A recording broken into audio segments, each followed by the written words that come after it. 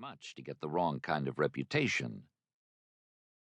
This is what Ciro Esposito was thinking about on this last night of winter, when he had finished cleaning and was getting ready to fasten and lock the two heavy wooden shutters that protected his shop's front door.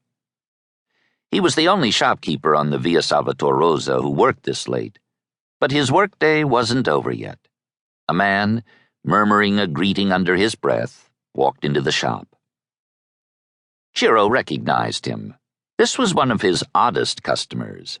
Lean, of average height, taciturn, 30-ish, swarthy, narrow-lipped, nondescript in every way, except for his green and glassy eyes, and for the fact that he never wore a hat, not even in the dead of winter.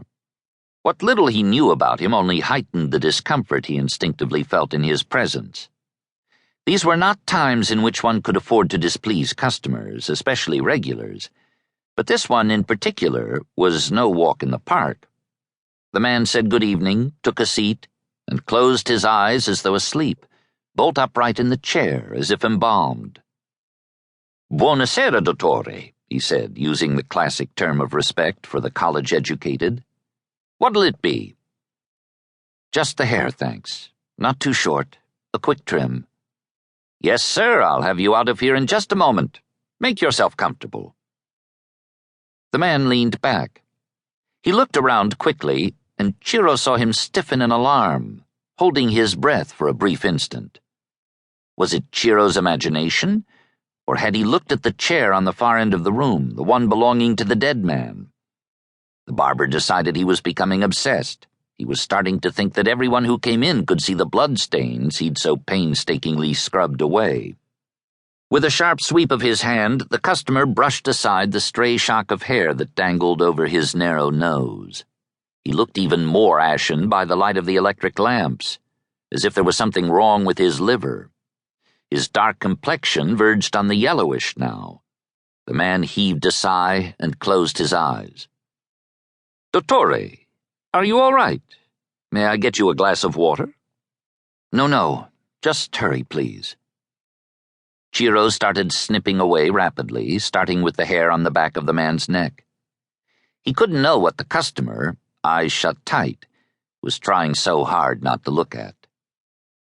The customer could see a man, sitting at the far end of the room, head sunken between his shoulders, hands lying limp on his legs, a black cloth tied around his neck, his eyes fixed on the mirror on the wall. Just above where the cape was tied ran an enormous gash, like a smile scrawled by a child, out of which waves of blood were pumping rhythmically.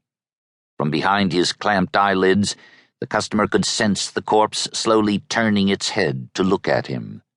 The faint snap of the vertebrae in its neck, the damp slithering of the wound's twin lips. "What I'd give to see how she likes it now, the slut, now that she's deprived her children of their father." The customer raised one hand to his temple. Ciro felt increasingly uneasy. There was no one on the streets at that time of night, and that good-for-nothing shop assistant of his had gone home long ago. What else could befall him? The scissors clipped away at an ever-faster pace. The man was holding his eyes shut tight, and the barber could see beads of sweat standing out on his forehead. Perhaps he had a fever.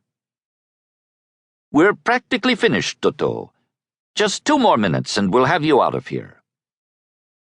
From the far end of the room, the dead man was repeating his lament. In the street outside the wide-open door, silence reigned and springtime awaited.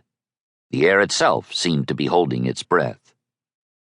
The customer could hear the scissors chattering away like frenzied crab claws. He was determined not to listen. What do you expect to see, anyway? You won't see anything ever again. You won't see how that slut likes it, and you won't see anything else. With a deep sigh, the barber untied the cape from around his customer's neck. "There you go, Dotto. You're all done."